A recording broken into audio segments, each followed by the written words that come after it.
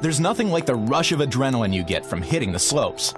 And with the genuine Audi ski and snowboard rack, you'll be able to transport your skis in a safe and secure manner. First, make sure you've properly secured your vehicle's roof bars. To get started, unlock the end of the ski and snowboard holder and open it. Inside, you'll see 2 holes. From underneath, insert the 2 T-bolts into these holes and lightly screw on the Allen nuts.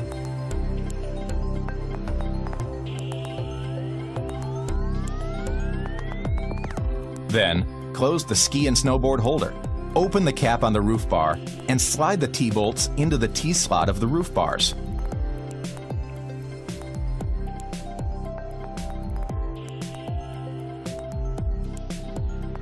Open up the ski and snowboard holder and tighten the Allen nuts using the Allen wrench provided.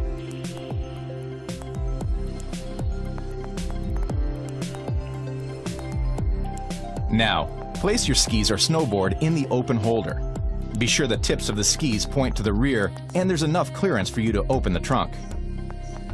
Close the holder and lock it to secure the skis in place. You're now ready for your next ski run.